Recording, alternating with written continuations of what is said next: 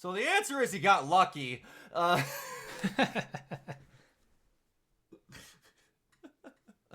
Or I missed something. I don't think I did. Pretty sure Trevor just got lucky. Yeah, probably. Now, I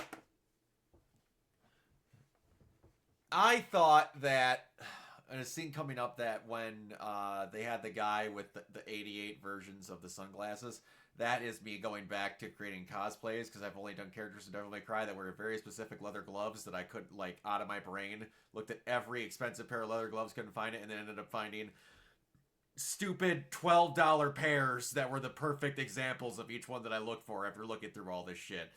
It just reminded me of dissecting cosplays, trying to find those glasses exactly. We find out again in the beginning here that his dad thought those glasses were the coolest thing ever. So that was the one thing he wanted to be anal retentive about.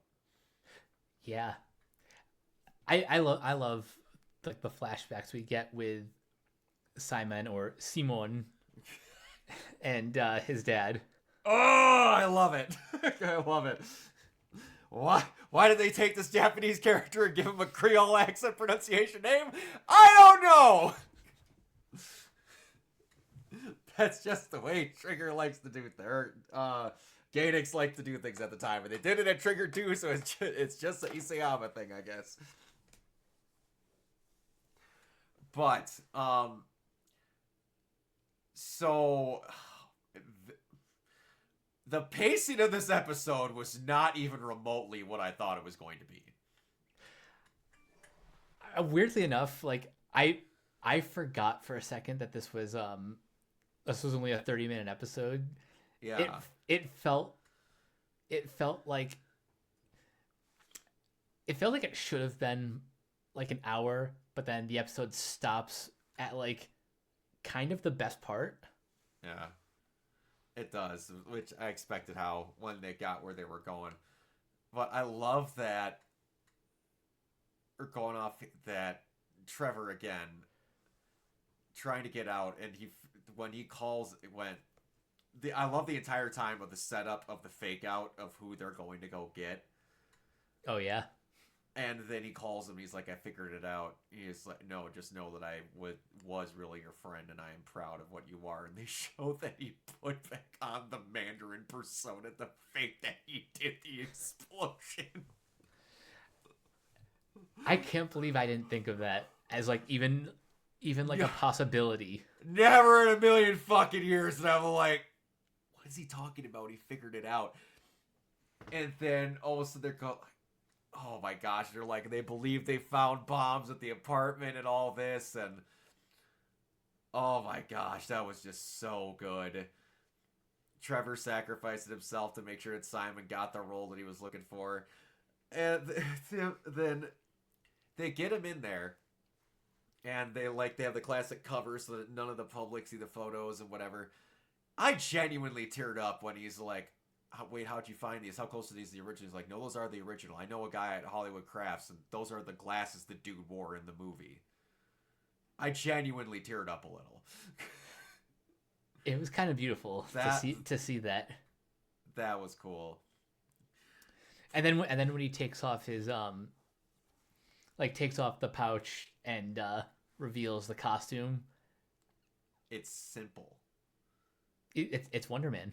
It's Wonder Man. It wasn't like they didn't go out of their way to be like, this is what an actual superhero's costume would look like. This looks like a Hollywood movie superhero costume, and I appreciate that. And I get, yes, all the other ones are Hollywood character movie costumes, but this made it feel like those were real ones in this world, and this was a Hollywood one.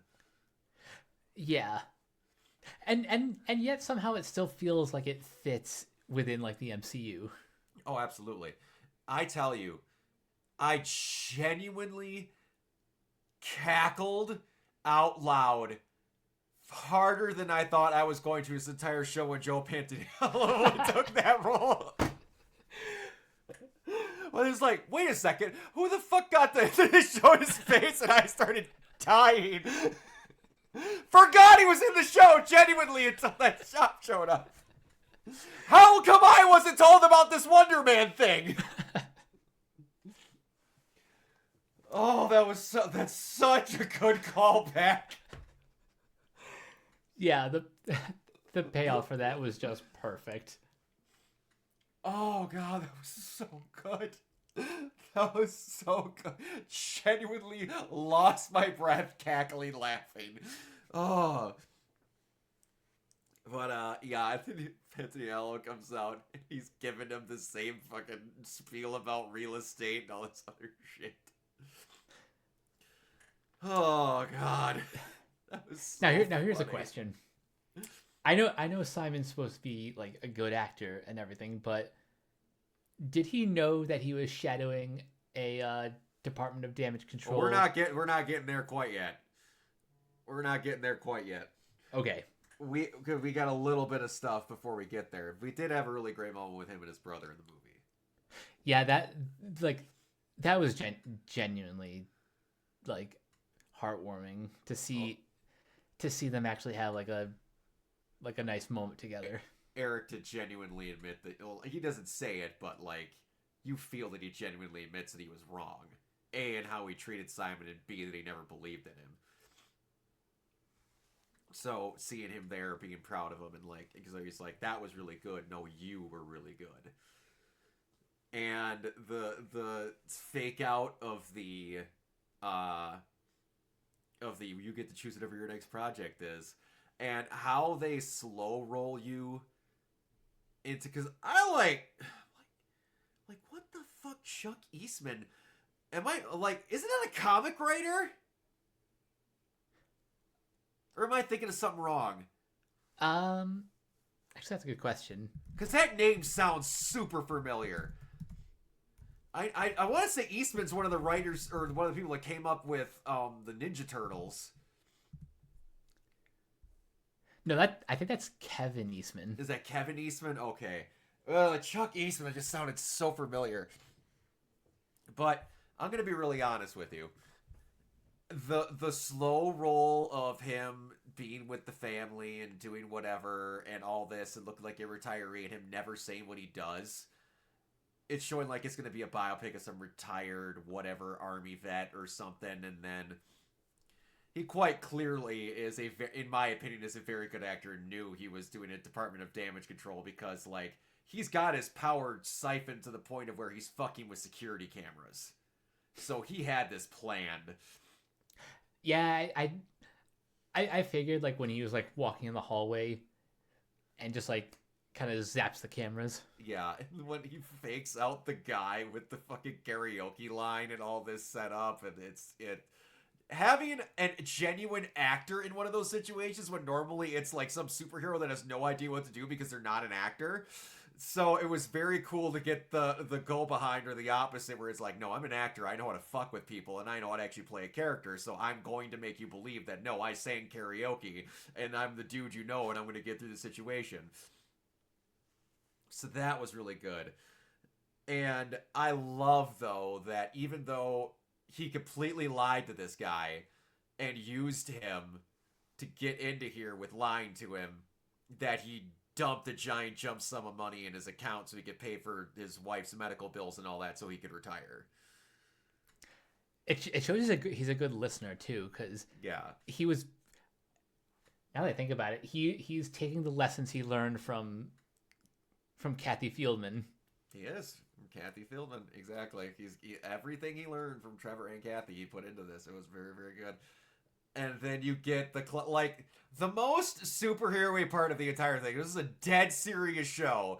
And then they had to have the superhero-y thing where he breaks him out of prison. They just Rocket Man clean out of the jail. Don't tell you what happens. But and then you get the cock tease of what's never. We forgot to mention it, but Von Kovic coming out where he goes, yeah, I never do sequels. I'll never plan on it. And he's like, yep, can't beat the original. And he's like, but you know, you and me could talk sometime to see what that would look like if we ever did another one. Wink, wink, winkety, wink, wink. This is never going to happen because of the timing. But yeah, it's... Fuck! I know, we missed out on more adventures with these two. Although the way this show ends, it's open-ended enough that like they can do things with these characters, but they're not going to because I see them doing something with Trevor and not Simon. Which is a shame because Trevor's quickly becoming the chameleon of comedic events in the Marvel universe. Yeah. Simon's such a good actor, though. Or the guy who's playing Simon, his actor's name I'm blanking on. Oh, Yahya Abdul-Mateen. Yeah, he's so good. Like, the neurotic tics of this character at all points were very good. Like, how he stood, how he tensed. Felt genuinely awkward watching him on screen at points because of how good he was at maintaining the tics of this character, which some actors don't keep all of the stuff you wouldn't think of when they're in the corner of a room looking awkward when they're not in the exact vocal shot, but you should still be acting like that person kind of details. He nailed all of that. Oh, yeah. God, it's so good. Like, I heard people on podcasts, like, non-spoilery, saying that some people saying this is their favorite thing that Marvel's done TV-wise, and I'm just like, holy hell. And now that I've watched it, like, yeah, it's just, again, we said it last time, this show does not reinvent the wheel. It's just really good. Mm-hmm. It's so fucking simple. But when you do simple well, it can be great. That's like, perfect example. Explain John Wick to someone. Someone kills his dog, so he kills 40 people. No, like 400 people. That's incredibly simple. But yet when it's executed across 4 movies and directed and written well with great cinematography, it's astounding. Mm-hmm. It's all in execution, and that's the part where a lot of things fall to shit. So I'm going to ask this one more time.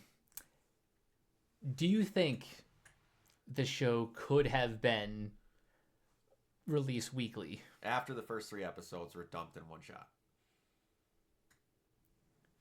Because toward the end here, this would have built up hype and waited for moments to happen, especially with how each of the episodes ends. Because it's ending with I'm going to try to remember in order. You get the ending with, holy shit, we got the call, we got to get the Von Kovics. Then we got the call with Von Kovic. Then there's an episode before it that I'm blanking how it ends. But we got the call with Von Kovic. Then we get the Trevor betrayal, or I need more time. Then we get the explosion at the film set, and then this. Those 4, I'm blanking on one of the exact episode it is. It has to deal with the drug dealer and getting in between that. But all those episodes had great cliffhangers at the end of them. Oh, yeah. Versus the first 3 kind of bled into getting you into the situation with Trevor and him being really tight, and then that's where the magic really came from. So I think if you would have dropped the first 3 to be like, hey, we're doing this on purpose, you'll know it when you see it, how the episodes flow, this is to get you with the characters, and then goes, not from episode 1. Yeah. No, I think I agree with that. And honestly, that is something I wish some more shows would try. I know Amazon usually does this where they'll do like the first 3 episodes and then it'll be weekly. Yeah, because you could see the whole arc beginning, middle, and end in 3 episodes very easily. I like what Arcane did where it was like 3 episodes 1 week at a time. Yeah, where it was all a concealed arc between them, but they all go together to make one full picture at the end. I like that a lot. If there's an actual point behind why you're making the episode bracketing, that's fine. The worst example of it is JoJo's Adventure Part 6. It legitimately, and I mean legitimately, killed the entire hype of the show among even the most hardcore JoJo's fans. And there wasn't even rhyme or reasoning for the episode cutoffs or the amount of time between the drop of the episodes. There was, if I'm not mistaken, a month or 2 in between episodes at times. And they would just drop... It was bad. Oh, it was bad. And they're doing it again for Steel Ball Run. But from what I understand, the way Steel Ball... I know nothing about Steel Ball Run outside of... I'm the writer of JoJo's Bizarre Adventure. My series got so wackadoo crazy that I needed to reset this universe to make it more normal. Hey, Araki, what's the the synopsis of your very first series in this new universe because the old one was so out of control. Horse race across the United States for the body parts of Jesus Christ. I'm sorry, what part of that was normal? Man, I would love for a day to get the inside out version of a Rocky's head. Like, just to be in there watching stuff happen. Because that's like molecular fusion at work. I just love to see it. And somehow this dude doesn't burn himself out like every other mangaka, but he's the most craziest bastard I've ever seen write in any manga. But anyway, yeah, it is all in... Releasing is an art that kind of got fucked by Netflix. Because it just got used to, no, it doesn't matter what it is, just drop it all at one time. Even if it really doesn't benefit from a binge, it would actually be cool to have it week to week and keep the thing going. So then a lot of streaming services just went, no, just drop it all at one time. And then they kind of forgot that. Then the show is forgotten within 2 weeks. Yeah, and this is why I prefer either the weekly model or just like maybe it's not a one size fits all. Maybe it's like whatever it's the show needs. Situational every time. That's what I've learned. It's 1,000% situational. Oh yeah. Yeah, and it's something. This is genuinely might be in my top 5 of the shows that they've done, just for how simple and well done. Like everything from cinematography to the writing to directing, the plot, everything is just, they don't go out of their way to make this show something like that needs to be hung in the Louvre or like just out of control crazy ideas at all points. It's just good. Yeah. I would say it's probably number 5. Yeah, I would have to actually think what my numbers are, but this is up there. This is most certainly up there. Like Hawkeye's going to be up there for me too, and a couple other things that I have to sit and actually look at the range of the shows. Like I can tell you that Secret Invasion is at the bottom. Yeah, easily. Like, and Echo's probably a little bit above that, but like outside of that, I can't tell you what the rest of the tops are outside of Hawkeye. But yeah, this is really good. This is in there somewhere. Yeah, I wish more of it. Like, this is going to be the next thing. Like, for those that don't know, or obviously don't watch it, I've been doing nothing but being basically an evangelist for Gachi Akuda that just stopped not that long ago. This is going to be another one where I'm like, it's 8 episodes, go watch it. It's fantastic. Go! Yeah. Unless you've got anything else, I'm good. Yeah, I'm good. Go watch it. If you were watching these videos and have not seen the show, watch the show. Yes, and also, what kind of psycho are you? I know people that do nothing but watch spoiler reviews, and he was like, yeah, I've watched the show. No, you haven't! You can watch it and see if you like it, and then it'd be like, well, go watch it. Alright, Mike, where can everybody find you? You guys can find me on various social media sites at Captain K42. You can check out my quick thoughts on letterboxd.com/CoachK42. And you can follow Renegade Pop Culture on Facebook and Blue Sky at Renegade Pop Culture. You can also find us on YouTube at Renegade Pop Culture or Organoid Zero. Find us on Podchaser. Consider supporting our Patreon at patreon.com/Renegade Pop Culture. Listen to all of our podcasts on Spotify, Apple Podcasts, or wherever you listen. Last but not least. And Pandora. Yes. And last but not least, everything can be found at renegadepopculture.com. You escape, so do we. Absolutely. And you can find me ever at Organoid Zero, mainly on Twitch and YouTube. If you were in the cosplays, conventions, and the like, you can look over at my Instagram over at Organoid Zero. Until next time, we will see you all later. Bye. Peace.